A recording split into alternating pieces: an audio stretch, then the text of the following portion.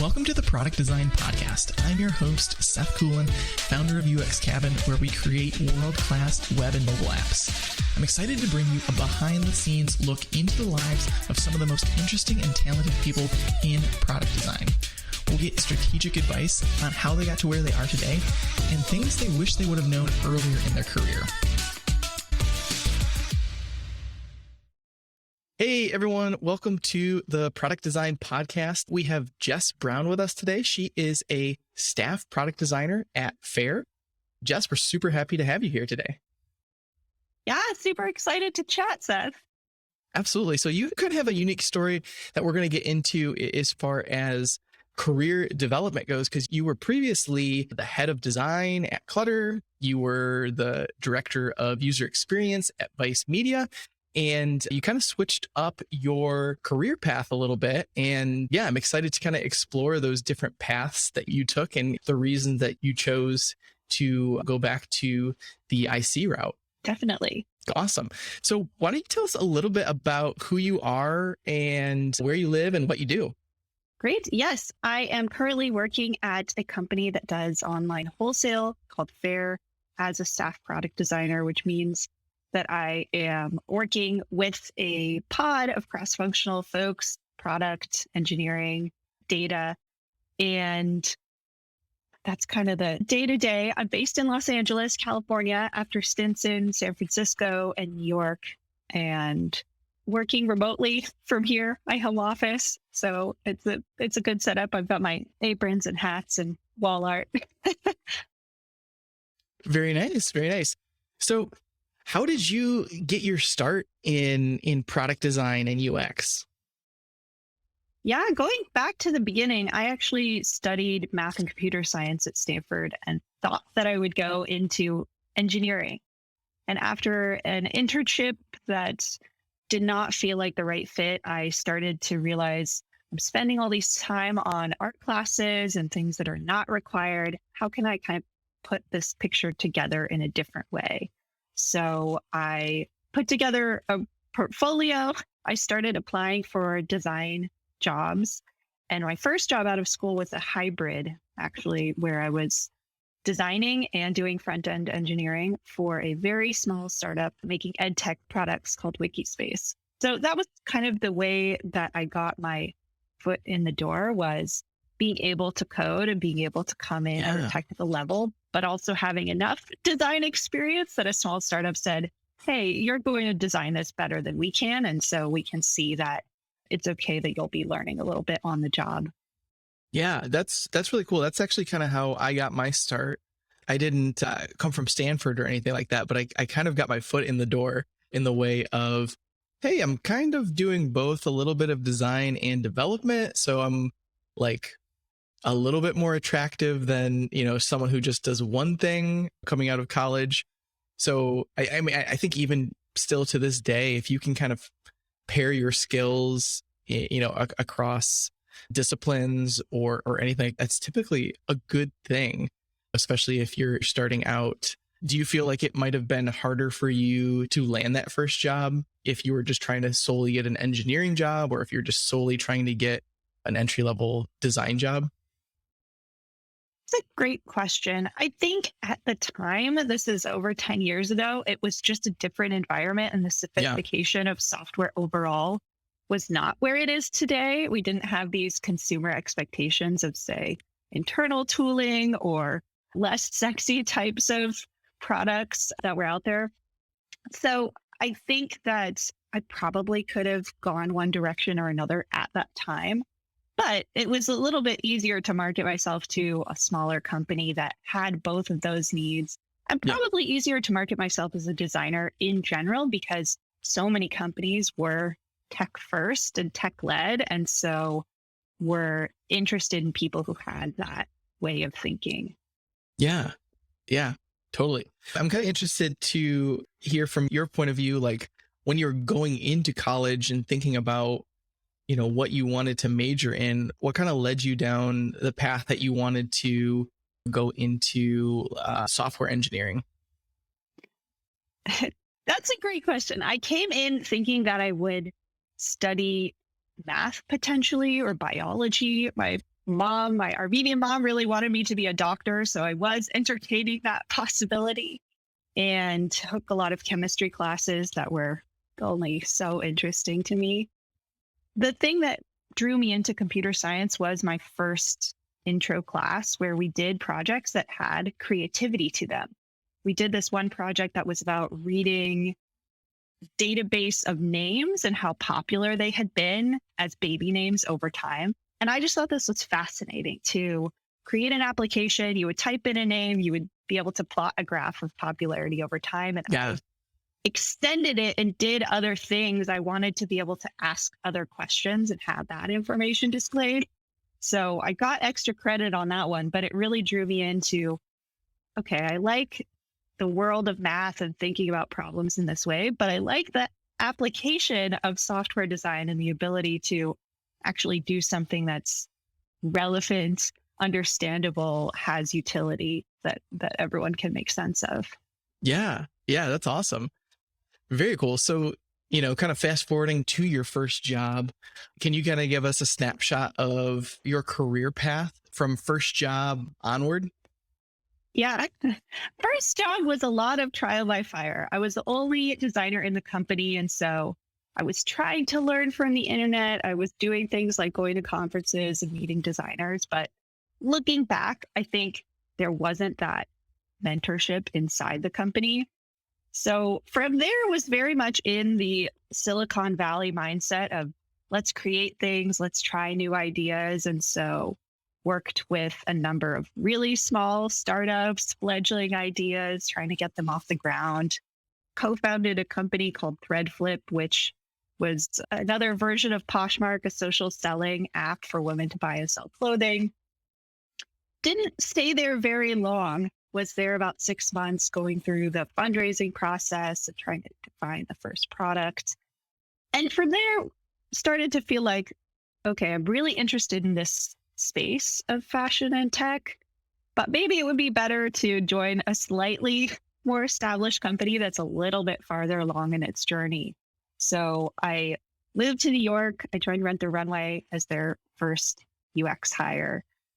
And that was great because there's a little bit more of a team, a little bit more structure than being in a 5 to 10 person company. And that's where I think I was really able to focus and hone what I was doing more specifically rather than wearing a lot of different hats, whether it was the hat of also software engineering or the hat of also being part of the pitch process. Those are very different things and trying to hone in on design craft. Yeah. Well, I think a lot of times people get into product design because they have an idea and because they're trying to iterate on the idea. And then they kind of find themselves being like good at product design or being interested or enticed by it. And I would be interested from your point of view, like what the different like mindsets or characteristics go into like someone who would do well in a really, really small fledgling startup versus going into a bigger organization. Yeah, that is a great question. I do think mindset and personality has a little bit to do with whether someone would be happy in one place versus another. Overall, at this point, I generally recommend that folks look at bigger teams just to have that mentorship and support and people to learn from. But you can create that structure on your own if you join a small company. It just requires that you look and build that externally. So it's less set up for you. I think that people who do well in startups are generally, not afraid to ask more questions, not afraid to let their role go outside of what's been described and are problem solvers. And it's not like you're not a problem solver if you join a bigger team, Sure. but you'll have that structure more carved out for you and things more lined up where you're doing less interrogation to figure out what should I even be doing and how should I be spending my time? Right. Right. Yeah, that makes a lot of sense. And then even more on the extreme of like the fundraising side of things, any insight or advice to those who might want to, be part of that experience from designers' point of view? Yeah, design can be very powerful in that process because fundraising is all about storytelling. And there are certain storylines that I think a lot of VCs are looking for today, which are often numerically driven about the market size, traction to date, and people are perhaps less often investing in the shiny thing that hasn't demonstrated some traction. So that data story is very important, but also the vision of where you can go and why you believe in that and how that can happen. Design can be very illustrative of, what does this look like? What is our vision? How will we get there? And so I think making sure those elements are present and not falling back to, when I started the pitch process at Threadflip, I was falling back to the pixels on the screen and saying, we have this feature. And I learned over the course of those meetings to talk about nothing really that we were looking at, but what that meant and how that would translate to people adopting it growing, and this bigger picture vision. Yeah, I think that is kind of corollary to a lot of things in career life. Because even if you're talking about like pitching yourself or, interviewing or applying or like making a case study, it's much, much less about the specifics of I did this in this order or I was at this place for this long. It's more about the story of this is what happened, or this is, kind of crafting it to make a kind of a hero's version of the story of life before you, life after you, selling how much better the company is going to be for investing in you, bringing you on, and things like that. Yeah, completely agree that why I have looked at a lot of portfolios and given feedback, and I'm often prompting designers to explain more of why were you even working on this project? What problem was this going to solve? Because to bring people along is not just to show them we came up with this amazing UI and it felt like this and it had these animations. It's like, what was the problem? And did you deliver value to the people who needed something different? Absolutely. Absolutely. So, looking back over the scope of your career to date, were there any things that were like particularly highs or lows for you over this time period, or things that you look back and maybe wish you would have done differently or realized sooner than later, a red flag or a good situation that you might not have in the moment? I think along the longer arc, I have come to appreciate companies that are at a certain level of growth and stability. I frankly think that startups are very difficult and small startups are very difficult, and finding that right chemistry with a founding team is a truly challenging thing. I don't regret my time at Threadflip, but I was coming in as co-founder 4 of 4, and the other 3 had all worked together. It was just, we weren't quite on the same page, and that emerged over time, which is fine. But at this point, I'm definitely looking at companies, I would say, a different way than, oh, do I align with their mission? Am I super excited about this problem? That's great. And I do want that. But I also want things like, do people at the company seem to care about each other? How are they creating a supportive culture? How are they fostering people's growth over time? And I ask those questions. And when I talk to earlier career designers, I'm like, I encourage you to ask these questions. Like, even a company at any scale should be ready to think about those things and how are they supporting their people. And sometimes it's harder to get that at a younger company. Yeah. That's a great point. I hear different things of like different startups. Like some startups it's like, super laid back and fun, and it's just like you just like hang out and work. And then others, it's like you work 80 hours a week, and it's just like the whole spectrum. And being in LA, New York, San Francisco, you probably have a much better picture of startup life than I do. But do like, is there kind of like a general expectation of like startup life that's different from kind of that mid or large size company life, in terms of like work expectation or commitment or, anything like that? It so depends. My first job in my first startup was not the Paul Graham definition of a startup where they were looking for hockey stick growth. It was very much a lifestyle software business that was successful. And we would leave the office every day and go sit down to lunch together with our group of 10. And it was lovely. And we would not talk about work. And I would say that's probably not the norm of what I understand of most startups, Yeah. but it exists because people can choose to run their company and create their culture in the ways that they want to. Like if you're Yep. starting something, it's up to you and it's up to the people you bring on. Other startups that I've seen or worked for, I think just so much comes down to what the founders want to bring out, what they define as their values, and how they empower people to run with them over time. I hope that today the expectation isn't 80-hour weeks, but you hear those stories of during the glory days, this guy slept under his desk and then released this code. And I think it's perfectly okay to have some of those moments, but if that's your overall culture and expectation, people will burn out and eventually leave. Yeah. Yeah. It's funny because like I remember, I think it was back in either 2013 or 2014, my wife and I were taking a trip to San Francisco, and I had been doing freelance work and had some friends I wanted to meet up with.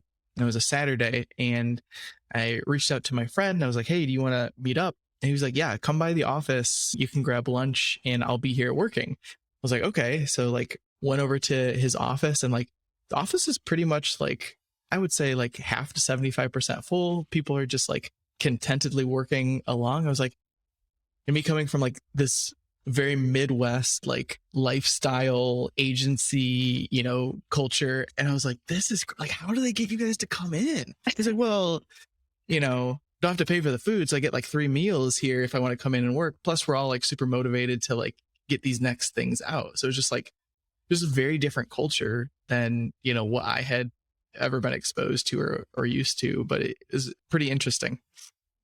To be fair, I think that it's so much more about energy than hours. Yeah. Because if you feel like you're really connected to the people you work with, you're on the same page, you're valued for being there, you other things that people care about, you have some autonomy, then it might not matter to you that you're there till 8 p.m. regularly and you eat dinner there and that just becomes part of your routine. Yeah. I don't think those things are inherently bad or unhealthy as long as people feel happy with what's going on and not on the path to, okay, I have no control. I'm being dictated to that I have to do these things. I don't feel valued. I don't feel happy. That's a very different scenario. Exactly. Yeah. And I think if you're going into that startup and you're one of those early employees, you're often saying like, I know this is super risky. I might be taking like lower compensation in return for like more shares or equity in the long term. And, knowing what you're getting yourself into and what you're potentially giving up or risking is, you should just be aware of that, right? Like going into it. So I completely agree. I think for certain people's lifestyles or times of lives, that could be an awesome, really fun experience. For other people, it could be a miserable, horrible experience. Yeah. And I think there are plenty of stories that capture both like the enthusiasm and the joy and the connection and the, abject misery and decisions to leave type of thing. Right.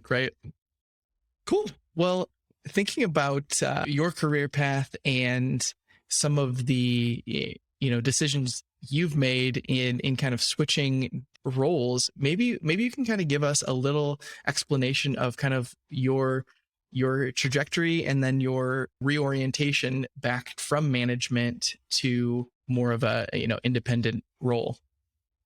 Yeah. I started managing out of not an intention to grow my career in that way, but out of a need that I saw at Rent the Runway, where the team of designers was frequently running into issues where they felt like their voice wasn't heard, product was driving the ship, they weren't involved and invested. And so at some point I thought we should get a bit more organized. We should talk about this, unpack these problems, try to have the influence that we want. And my manager at the time put forward, hey, I think you should be managing folks on the team, and I'm going to give you this new direct report. And so that evolved over time to me managing the team, which I had never set out to do. But when I found myself there, it was really exciting because I was problem solving at a different level and trying to say, how can this whole discipline have more influence? And how can I be a part of supporting others' work? So from there, I joined Vice, and I would say I was still a very, very new manager, but they hired me to build out a product design discipline. When I joined, there was one guy there cranking out all of these different website designs without much support, frankly. And so I was trying to figure out, how do I advocate for and grow this team? How do I express what this discipline can do if given more time and resources? So that took a lot of time. I would say I wasn't, when I joined, fully equipped to understand, how do I make this business case? How do I push for these resources? And I had a mentor, Coy Vin, who was at the New York Times for a long time. And he sat me down and was like, Jess, you know that your most important job here is to resource your team and support your team. And it kind of dawned on me. I was like, oh, I really haven't framed it that way. I had framed it maybe more in terms of the work product and what was getting created rather than the team being set up to do those things. So that reframe and that team growth took several years. By the time I left, we were a team of 8, including product design and user research. But that curve, it was like we were 2, then we were 3, then we were 4. Then, we opened up, I think, a couple more roles, but it took a long time. Now, was that just like you having to like really strongly advocate to the business and then being like, you don't need any more designers. It's fine. He's been doing great. He's been cranking. Like, why do you need more? Or like, how did you manage to grow the team? Yes, exactly. I would say there are 2 levels. The technology team, including product, design, engineering, was relatively small. Vice is a media-first organization, and that's their DNA. So a lot of investment in storytelling, figuring out how do we break into new medium, like how do we launch a cable TV channel was a question we had as a company while I was there. But digital products were not seen as needing that type of investment. And it took a long time for the company to make sense of just that world. Software engineer salaries are a lot higher than media salaries. And how do you frame that when you're used to, 1, valuing media, and 2, just like have a totally different framework for what your team composition will be and how much that will cost you. So there was me making the case to the head of our department. And I think even getting that buy-in was tricky, but then trying to equip him as best as I can to go make that case to the leadership of the company. I'm not part of those conversations, but and I can only control so much of it, but try to give as much as I can that can be passed along in that next level of conversation. How do I demonstrate my work of the team secondhand and advocate for those things? So it took me time to figure out, 1, that was what was needed and what was going on, and 2, like crack that equation a little more effectively. Wow. Well, I mean, that's a pretty cool success story, though, to like kind of go into your first like management role and build out a team in a space that traditionally had not invested or valued those roles previously. So that must have felt pretty good. Yeah. I'm proud of the team that I created there and some of the bridges that we created between product and content. By the end, we were working a lot more closely with those teams that had been siloed and able to feed back and bring that design thinking to the editorial side of the house. Yeah. Awesome. So then you still kind of continued on in your management roles from there, right? So I think one mindset is to kind of climb the ladder until you get to management, and then maybe you stay at management, or maybe you try to get a VP role, or whatever. But kind of take us through your next steps as a manager, and then what finally led you to want to walk away from management? Yeah. Well, there's only two steps after Vice. One was Clutter and then coming to Faire. So the decision to join Clutter was I really wanted to work with a team in person again, which is kind of laughable thinking about 2019 work life, but was excited to be on the ground with a team based in LA. My Vice team was in New York and I had moved across the country. So that was one factor. Another factor was wanting to be closer to the decision making at the company. Like I said, Vice is a big media organization with media first. And so I was keen to return a little bit more to the startup roots and join a company that had clarity on what it meant to invest in product and, how that really drove their business. So Clutter, I thought the consumer product was really interesting. Quick download on what they do. They come to your home, they pack up all your things, and it's sort of a modern moving and storage service where you can scroll through your online catalog, say, I want my skis back, and they'll deliver it to your house. Oh, wow. So kind of cool. Yeah. Instead of going and rooting around your storage unit and having to Tetris it back together, it's more of a full service experience. And they'd been going for a couple years, didn't have any full-time design folks. So it felt like the right kind of challenge for me and things that I'd done in the past where I would be designer one, I would get to build out a team, try to influence the culture. And I was like, super interesting product, great team so far. We'll get to build out a larger group again and felt very ready for that. But this was September 2019. So I started hiring, I started growing that team. We got to 4 and then COVID hit. And the company being, a later stage startup, I think they were D round at that point and had raised several $100 million, but they were just so uncertain of the future. What does this look like? When are we going to be able to fundraise again? We're not profitable like many startups. We have to figure out what our runway and lifetime looks like. And so at that point, pretty much 2 weeks into the pandemic, went through a round of layoffs and had to let go of half the team that I'd just spent 6 months building. And, I know that was a crazy time for many reasons, but that was kind of a flip the table moment in terms of what I thought that I would be doing there and then what things shifted to become kind of in a short timeline. Yeah. Wow. That's crazy. Now, that's kind of like the not fun side of management, right? The bad taste of it is, how did those situations in that scenario make you feel? Pretty terrible. It was not easy to have those conversations when there's so many unknowns in people's lives. And I'm scared. Everyone is scared. Nobody knows what things are going to look like. And we had all left the office and gone, we'll be working from home for a couple weeks. And that felt a little just like suspended reality, but not frightening yet. But I think that at that moment, there was just so many unknowns that to put that on a team was really, really difficult. Yeah.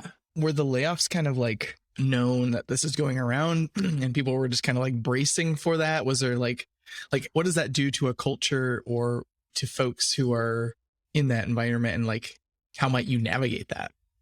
Yeah, I think again, it's just there were so many other factors that it wasn't like, this is this company deliberately being terrible. I think that the team that remained understood, why did we make these decisions? Okay, we can make sense of that. Yep. We want this company to last longer, and there is a rationale for this. And so I think, the leadership team and Ari, the CEO, really took it on himself to say, here's why we did this, and publicly have a meeting where he brought everyone together and walk through the rationale and walk through what that meant. And one of the things that it meant was we had to do more with less was the mantra, which it's not where you want to be. It's not why you join a growth startup, but it did kind of band people together. And there was, a feeling of all hands on deck. And what do we need to do to respond to this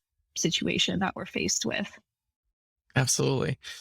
Absolutely. So then after that experience, you moved to being an individual contributor as a staff designer. And what kind of led you to say like, no, I don't actually want to like continue on the management track? Two things. In that transition at Clutter, I became much more hands-on again. And I found myself in project work, working closely with teams, more like the design work I had been doing a few years before at that point. And that was very energizing. And it took me a minute to realize like, oh, when I'm in Figma for a couple hours, I feel really great. And I'm really excited about this type of work. The other thing was just realizing how I felt about managing changed when we were all remote.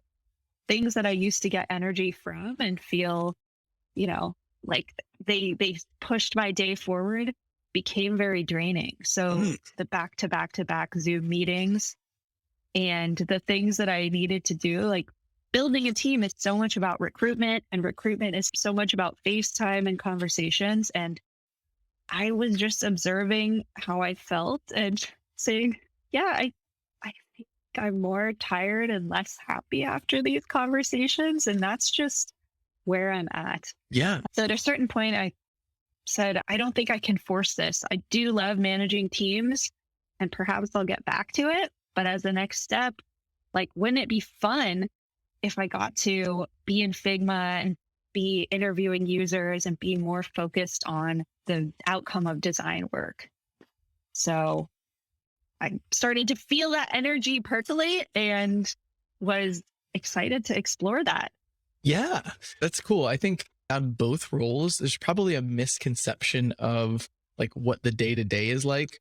I think like maybe people get into management because they think like, oh, I'll just be able to like have more authority and make more decisions more quickly. But it's like, I don't know, maybe it means that you're just in more meetings and it's, more draining. Like maybe give us a little bit of the, your typical like day in the life of a manager and what typical things that you did, things that were fun or things that were, draining and kind of felt like drudgery at some points.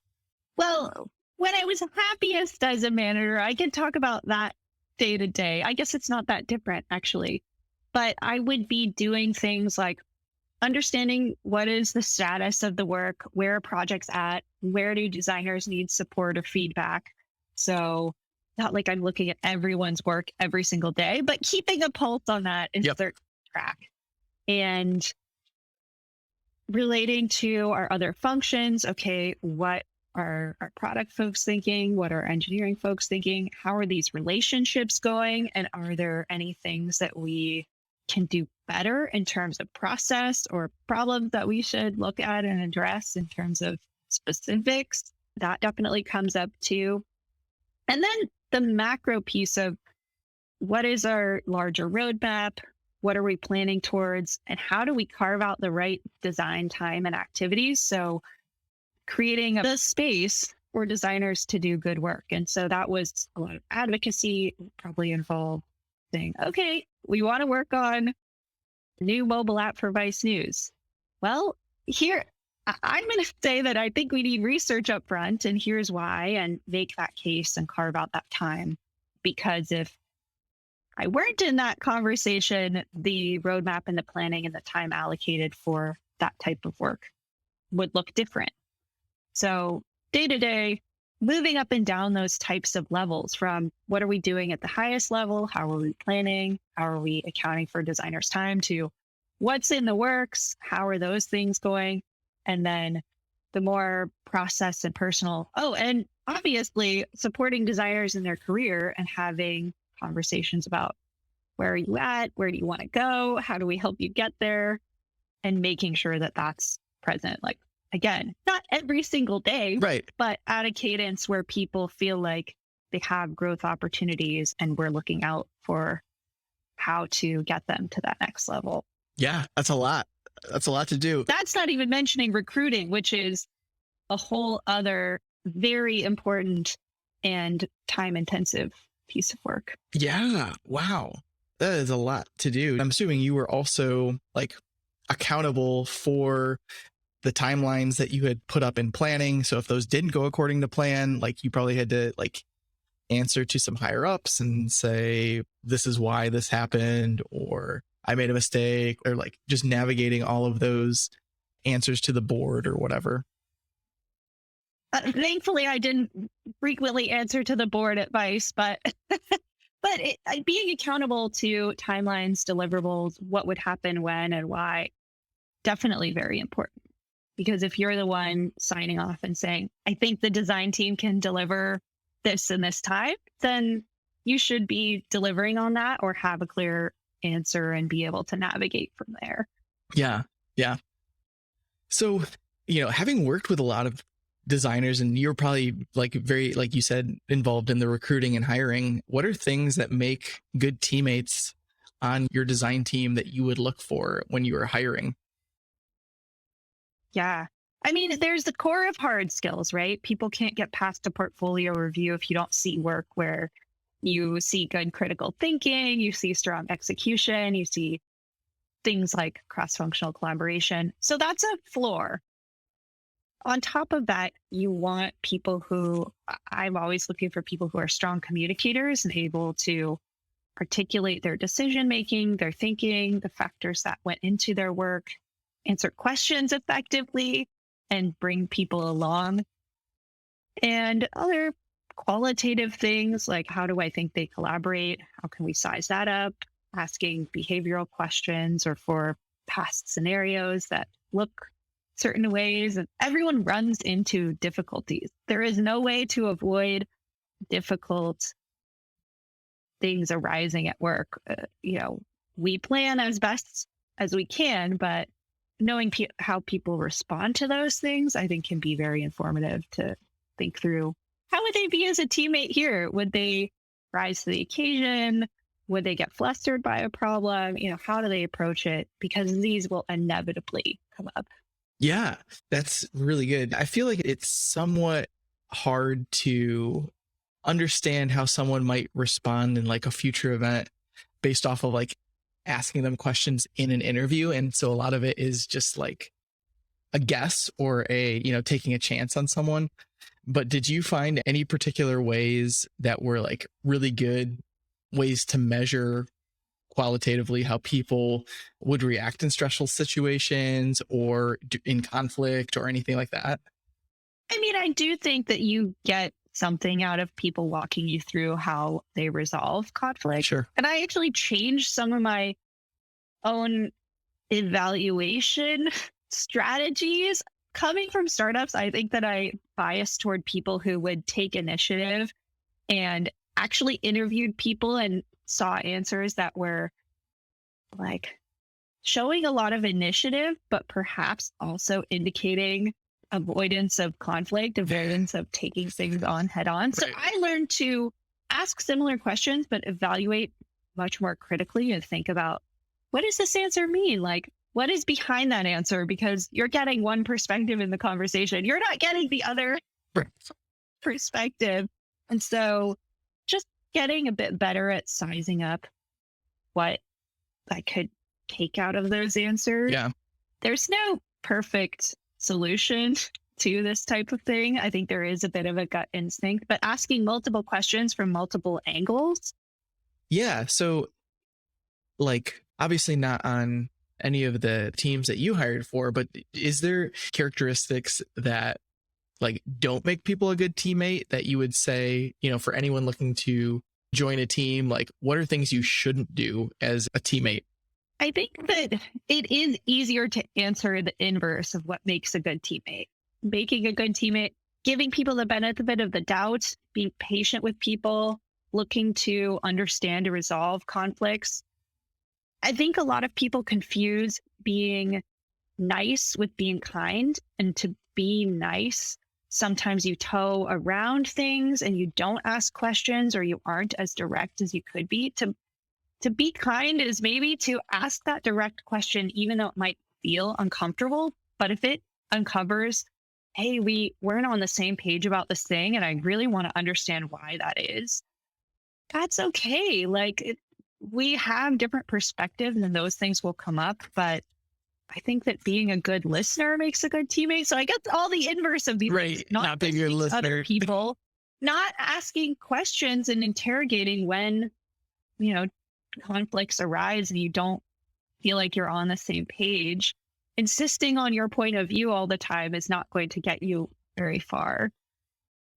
Yeah. Yeah. Those are really good. So moving toward the, individual contributor role, how has your work and life changed from, going from management to that now? I'm a lot happier than in my most recent role. I think that the pandemic really changed my relationship to work and my relationship to colleagues is via Zoom. It just feels different. Like Yeah. there's still a relationship there, of course, but I think I am just a lot happier being able to spend big chunks of time on the problem solving piece, on the research piece, getting back into the work itself. So there's that. I also find that my management experience is still very relevant because, again, like these different tasks and these different layers don't all have to go together in one person. I don't think that I have to be the person recruiting and hiring a team to be able to influence work that other people are doing. And not influence for its own sake, but I'm naturally curious what tracks of work exist across the company. What are other people doing? How are they thinking about these problems? And so I still get to be involved and see other designers work and feedback on it. And I don't, even as a manager, I was not dictating like, you have to change this thing, move this button around. Like it's so much about influence and inquiry. And, Yeah. I still get to do those things, which is very fun. Yeah. That makes a lot of sense. So do you feel like you were saying kind of when you would be managing folks or be interviewing and it was just kind of like doing that in person felt almost energizing, but doing it over Zoom felt like especially more draining? Yeah, that is very accurate. I don't know exactly what it is. I think, honestly, some of the work protocols we're still getting used to and figuring out. I know for myself, it's harder to take a break at home. It's harder to be like, I'm going to go to the kitchen and get my next cup of coffee and maybe sit outside for 10 minutes. But when we were in an office together, that felt easy. It was much easier to be like, hey, it's 3:45. I don't have a meeting now. Maybe I should go up to this person's desk and we'll just go walk around the block and get a coffee. Right. Right. I think that managing energy is very important. And the evolution of routine working from home is a continued one. Yeah. Yeah. Do you have any tips about working from home? Oh, man.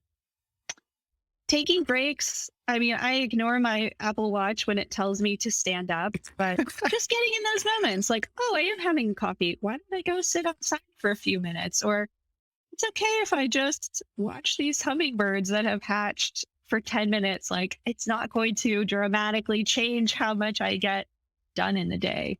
So remembering to take those breaks, I think, is one. Mixing up routine is helpful for me. I like to walk to a coffee shop every so often rather than make my coffee at home and feel like my day gets better when I do that. Yeah, that's cool. I think remote work probably feels a lot different for different people in different family situations. I kind of have like built-in breaks because I have kids and my wife at home. And so usually every few hours, there's a knock at my door. Or I hear something going on downstairs that I want to go like check out and play. So it feels very like good to always be at home. But like if I was at a house alone and like nothing else was going on, I'd be like, man, I just want to like hang out with someone. I want to like go, have a conversation or go have an impromptu like hangout. And it's like kind of unnatural to do that via Zoom. Like, hey, do you want to hang out on screen share with me for 5 minutes? Like, that's not fun. Yeah, we did that at the beginning of the pandemic, then realized it wasn't the same. Right, right. So, someone is, yeah, kind of considering like, hey, I really like my job now. I'm an individual contributor, but I want to grow. I want to take the next step and I want to be a manager. What would your guidance be for people who are evaluating if they should take that next step or if they should be just content where they are? Yeah. I think that one is just that self exercise of thinking through and understanding what their day to day would look like in another role, and just sitting with a piece of paper that has a checklist of what would be on my docket as a manager and how do I feel about that. I think that we're actually pretty good at projecting ourselves out in the future and saying, would I like to eat an asparagus salad? And you can answer that question. And I think it's similar for, would I like to be talking to candidates and telling them about this company and evaluating them? I feel like people can start to get a read on which of those makes them feel enthusiastic, they're excited about. So that thought exercise is one step. But I also think that figuring out, how can I trial this in some way or other? Can my company support me in taking steps toward this and experimenting here? Like, can I be responsible for the summer intern who's joining the team? Can I be responsible for a junior person on the team? Can I informally mentor? Like, I think there are a lot of ways to test these hypotheses of, Yep. I'm going to like being a manager. And so if your current company can support you, then maybe you don't have to be making this big leap or going out and looking for and marketing yourself for this totally new role without some trial experience there. Yeah, that's some really good advice. Really good. One of the things that we were talking about before we started this podcast was kind of the topic of, speculating the future of design and, how will tools evolve? What will be the state of how things look? Do you want to maybe ping pong a few ideas of what you think design might look like in the medium to long term future? Oh, yeah. I love to speculate and I won't bank on being right, but I feel like with the evolution of tools, we have these tracks of design systems, auto layout in Figma, plugins that can pull in real content. And I think we're taking one step after another toward being able to type in a text box, like, show me a travel mobile app with this, this, and this, and it will just generate or surface up, 8 possibilities that exist in the world, and you could pick and choose components. So I think that we will start to take some little steps toward designers as curators more than like pixel pushing every last piece of what's being made. Oh, that's interesting. That's interesting. If I was to like think out into the future, I kind of think we're going to progressively go away from screens like computer and phone. And I don't think we'll be really even heavily reliant on virtual reality, but I think augmented reality is kind of the next frontier of design where you're maybe you have contacts or like glasses, and it's just kind of like adding in a layer of additional information as you go about your day. Yeah, it's interesting that space hasn't gone farther faster. Yeah. I think, but it probably does come down to the presentation. I remember trying on the Google Glass and feeling like this experience is like I'm looking at a TV in the corner and it's not very exciting. It's like I'm in the back of a karaoke bar looking at the lyrics. Like, right. It's not maybe what you're envisioning of, I'm just looking at reality and the right information surfaces in the right moment. Right. Yeah, it's got a long way to go for sure. I remember like playing with a VR thing at like a Microsoft store, and it was like amazing. It was awesome.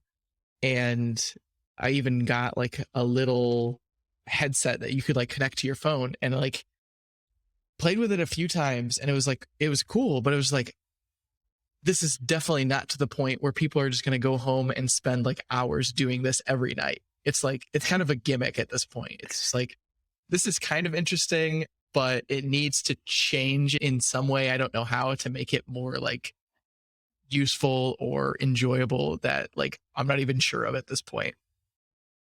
Yeah, that's funny. VR. Yeah, VR is also taking baby steps towards being more widely adopted. Like, I don't actually know. I'm curious now what the adoption is among younger people. Because if you get younger people interested, like, it will follow that group over time. Right. Yeah, but like, as far as tools go, I mean, even if we think about like front end development, like front end has not, like HTML and CSS. There's been a ton of frameworks and JavaScript frameworks that have like come along, but I think like the core foundation of the web moves super slow, and Yeah. kind of same with the core foundation of design. So it's like technology is moving so crazy fast in some areas, but then it's just like impossibly hard to make, vast strides across like the foundational level of technology. Yeah, I hear that. I think IE6, or not even IE6. I'm really dating myself here. IE's done. IE's done. IE6. Okay, IE is done. That's what I was coming to. So that's a bit of technology changing for the better, I guess. But yeah, the fundamentals of how the web gets served up and presented are really hard to change. And I think the company level solution to that has been packaging up, okay, like we can systematize this thing. We can, create React so that our applications feel more dynamic. But it'll be interesting to see if those protocols really move much, Right. and how that changes. Yeah, I feel like this is a great opportunity to tell all of the younger designers listening how good they have it now with Figma and not having to code for IE. I remember personally having to code landing pages that accounted for IE7, and that was a misery all into itself. And using Photoshop and just only having like one canvas, and you had to hide your layers to, show different screens. And Yeah, the tooling didn't even feel like the most painful part at the time. I know. You were just like, that was your standard until something new, until Sketch came along, until Wix came along. That piece, I think, has come pretty far. Yes, for sure. The way that we build things has greatly advanced. But yeah, Jess, this has been a fantastic time talking. Thank you so much for sharing your career path and your advice, and leave it up to you for any last parting words if you have any, and we'll conclude this interview. Awesome. Well, thanks so much, Seth, for having me. This has been really fun. Alrighty. Well, wish you nothing but the best, and thank you again for joining us, and till next time. Yeah. See you. Thanks so much for hanging out with us today on the Product Design Podcast. If you enjoyed our conversation, be sure and go follow our guests. Let them know they did a great job and you learned a lot. More to come in the following weeks as we bring on new guests. Please hit that subscribe button so that you will get these podcasts and learn a ton about the product design community. Excited to see you next time. Thanks.